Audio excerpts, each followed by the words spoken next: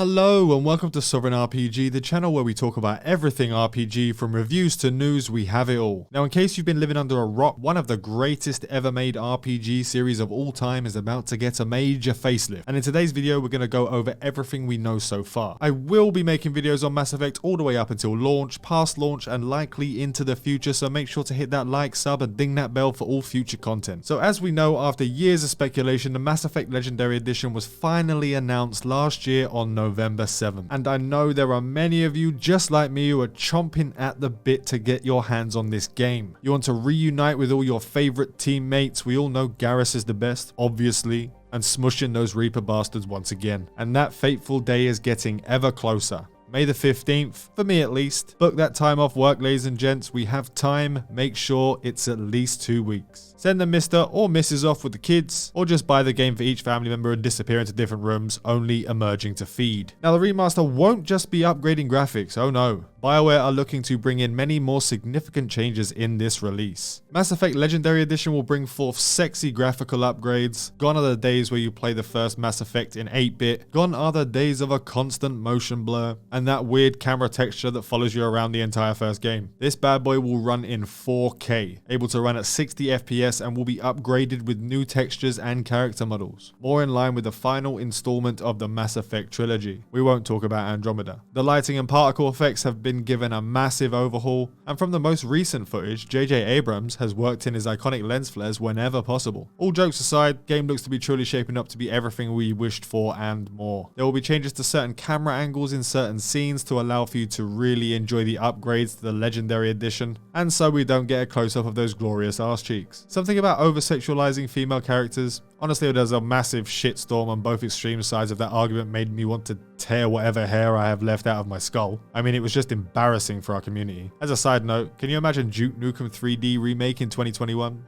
Yeah, me neither. Anyway, back to character models, and a glorious female voice acting performance, FemShep. If you're new to Mass Effect, FemShep is who the community refers to as the female version of the main character. FemShep version 1 will no longer look like she was attacked by a swarm of plastic surgeons hell-bent on making her look like a cube. She was definitely given way less love in the original game compared to Shep himself. BioWare will add more skin tones, hairstyles, and hair colors to the game for added customization for you to create your dream Shep. I don't know about you guys, but I just play as the standard run-of-the-mill, straight off the block Shepard. He was such a well-made character, I just can't think about changing him up, to be honest. Coming from the character creator addict that I am, that is really saying something. There will be massive changes to the environment as well as the characters. There are screenshots released of upgraded Reapers, upgraded scenery, skybox changes, and I have to say what I'm seeing so far is absolutely breathtaking. Now I'm singing all these praises, this game is going to launch with a stupid amount of bugs and be unplayable for 3 weeks. Touch wood, gents. BioWare will be adding and taking away decor, scenery taken out of the game because of how shit the draw distance was back in the day, to allow us to see much more as we travel through the galaxy. You will also find many mechanical changes in all 3 of the Mass Effect installments in this edition. Abilities, XP, and weapons will be changed and balanced in Mass Effect 1 in particular to make up for a more streamlined experience through all 3 games.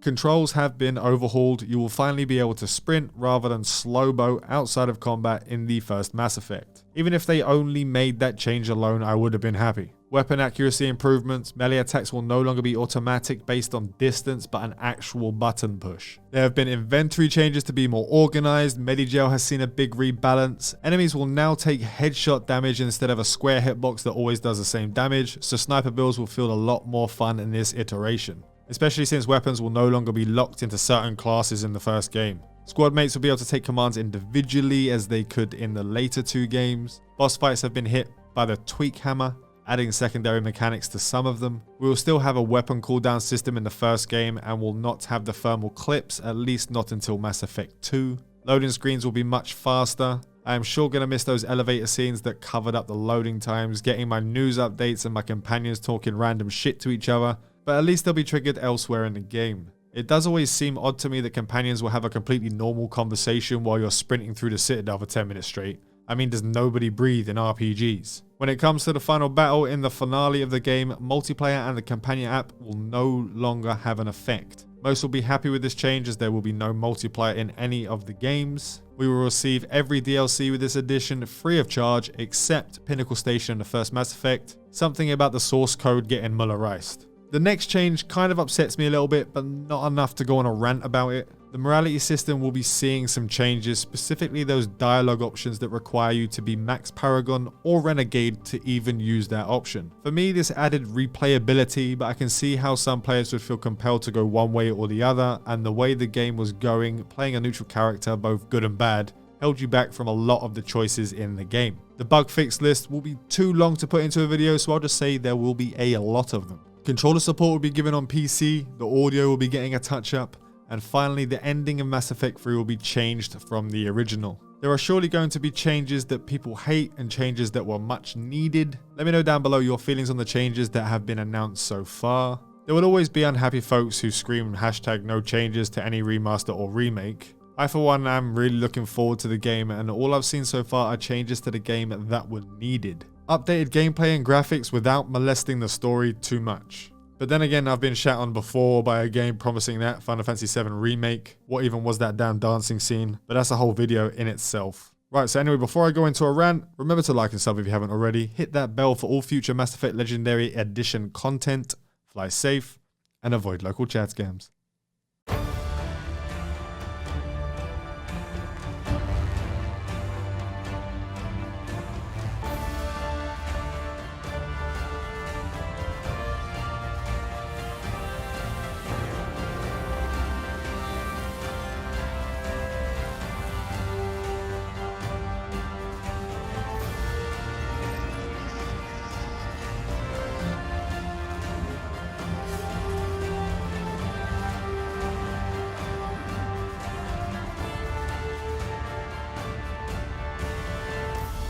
Why is it that whenever someone says, "with all due respect," they really mean kiss my ass?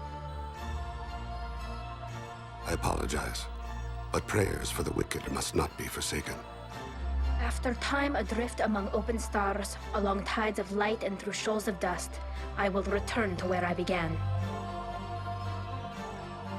You humans have a saying, an eye for an eye, a life for a life. He owes me 10 lives, and I plan to collect. I've got all the secrets of the galaxy at my fingertips. Give me 10 minutes and I could start a war.